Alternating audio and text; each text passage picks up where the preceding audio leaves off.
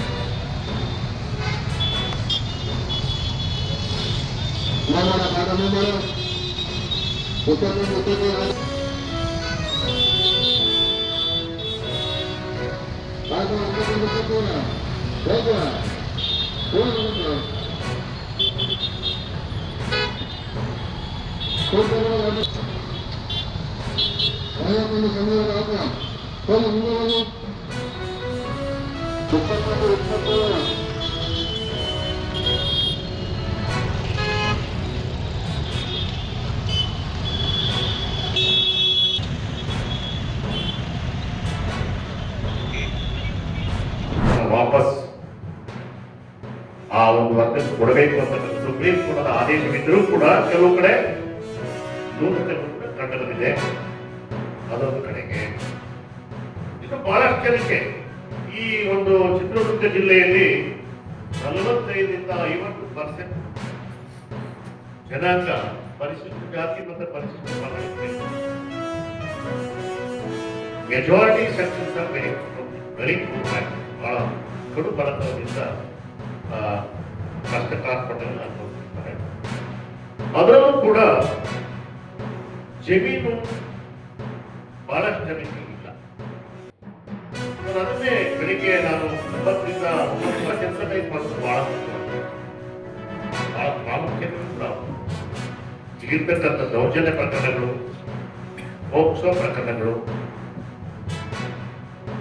ಕೇಸ್ಗಳನ್ನ ಹಾಕಿದ್ರು ಕೂಡ ಅದನ್ನ ಕೂಡಲೇ FIR ಮಾಡ್ತಕ್ಕಂಥದ್ದು ಕೂಡ ವಿಳಂಬ ಆಗಿದೆ. ಅದನ್ನ ಇಮಿಡಿಯೇಟ್ ಆಗಿ DCR ಕೂಡ ವಹಿಸ್ಕೊಳ್ತಾರೆ. 60 ದಿನಗಳ ಚಾರ್ಜ್ ಶೀಟ್ ಕೊಡಬೇಕಾಗಿರುತ್ತೆ. ಆ ಮಧ್ಯ ಸಾಕ್ಷಿಗಳ ವಿಚಾರಣೆ ನಿಮಗೆ ಬಂದಿದೆ, ಹೋಗಿ ಬೇಲ್ ತಂದ್ಬಿಡ್ತಾರೆ. ಇಲ್ಲಿಂದ ಕನ್ವಿಕ್ಷನ್ ರೇಟ್ ಕಡಿಮೆ ಆಗ್ತದೆ. ಆ ವರ್ಗದ ಜನಕ್ಕೆ ಅನ್ಯಾಯ ಆಗಿದೆ. ಇದು ಬಹಳ ಮುಖ್ಯವಾದ ಇವನ್ನೆಲ್ಲರೂ ಕೂಡ ಸವಿಸ್ತಾರವಾಗಿ ನಾನು ಕಾನೂನನ್ನು ಈ ಆಯೋಗ ತೆಗೆದುಕೊಳ್ಳುತ್ತೆ ಅಂತಕ್ಕಂಥ ಮಾತನ್ನು ಮುಖ್ಯನ ಹೇಳ್ತಾ ಬಂದಿರ್ತಕ್ಕಂಥ ನಮ್ಮೆಲ್ಲರಿಗೂ ಕೂಡ ಅವ್ರು ಮಾತ್ರ ಕೆಲಸ ಮಾಡೋದಿಲ್ಲ, ಅತಿ ಶೋಷಿತ ವರ್ಗದವರೇ ಕೆಲಸ ಮಾಡತಕ್ಕಂಥ ವ್ಯವಸ್ಥೆ ಆಗಲಿದೆ.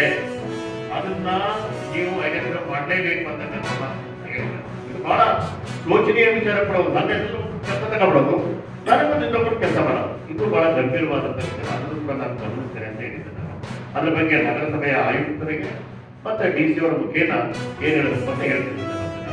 ಅದ್ರ ಜೊತೆಗೆ ನೀವು ಹೇಳ್ತೀವಿ ನಿವೇಶನ ಅಂತ, ಅದನ್ನ ಬೆಳಿಗ್ಗೆ ನಾನು ಡಿ ಸಿ ಅವ್ರ ಹತ್ರ ಮಾತಾಡಿದಾಗ ಅವ್ರು ಹೇಳಿದ್ರು, ಸರ್ ಎಷ್ಟು ಸಾಧ್ಯತೆ ಆಗುತ್ತೆ ನಾವು ಆದಷ್ಟು ಮಟ್ಟಿಗೆ ನಾವು ಕೊಡ್ಲಿಕ್ಕೆ ನಾವು ಸರ್ವ ಪ್ರಯತ್ನ ಮಾಡ್ತೀವಿ.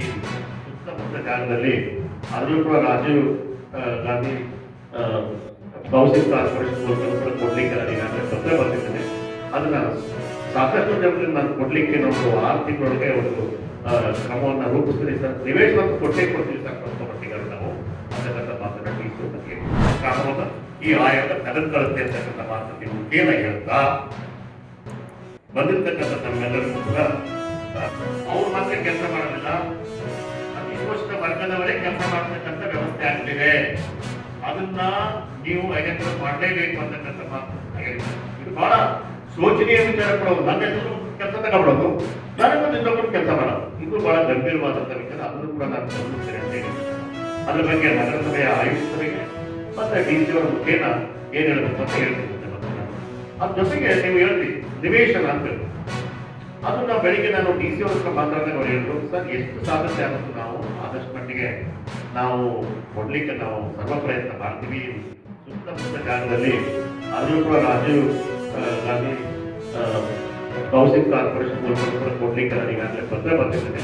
ಅದನ್ನ ಸಾಕಷ್ಟು ಜನರಿಗೆ ನಾನು ಕೊಡ್ಲಿಕ್ಕೆ ಒಂದು 6 ತಿಂಗಳೊಳಗೆ ಒಂದು ಕ್ರಮವನ್ನು ರೂಪಿಸ್ತೀನಿ ಸರ್. ನಿವೇಶನ ಕೊಟ್ಟೇ ಕೊಡ್ತೀವಿ ಸರ್ ಸ್ವಲ್ಪ ಮಟ್ಟಿಗೆ ನಾವು ಅಂತಕ್ಕಂಥ ಮಾತನ್ನ ಡಿ ಸಿ ನನಗೆ. ತಾವೆಲ್ಲ ಇಲ್ಲಿವರೆಗೆ ಸುದ್ದಿಗಳನ್ನು ನೋಡಿದಿರಿ, ಜೊತೆಗೆ ವಿಶೇಷ ಘಟನೆಗಳನ್ನು ಸಹ ನೋಡಿದಿರಿ. ಅದು ನಿಮ್ಗೇನು ಅನ್ನಿಸ್ತು? ನಿಮಗೆ ಲೈಕ್ ಮಾಡಿರಿ, ಶೇರ್ ಮಾಡಿರಿ, ಕಾಮೆಂಟ್ ಮಾಡಿರಿ, ಜೊತೆಗೆ ಸಬ್ಸ್ಕ್ರೈಬ್ ನಿಲ್ಲಿಸ್ಬೇಡ್ರಿ. H16 ನ್ಯೂಸ್ ಅರ್ಥಾತ್ ಸಿದ್ದರಾಮಯ್ಯ ಸತ್ಯದ ಕೈಗನ್ನಡಿ ವಂದನೆಗಳು.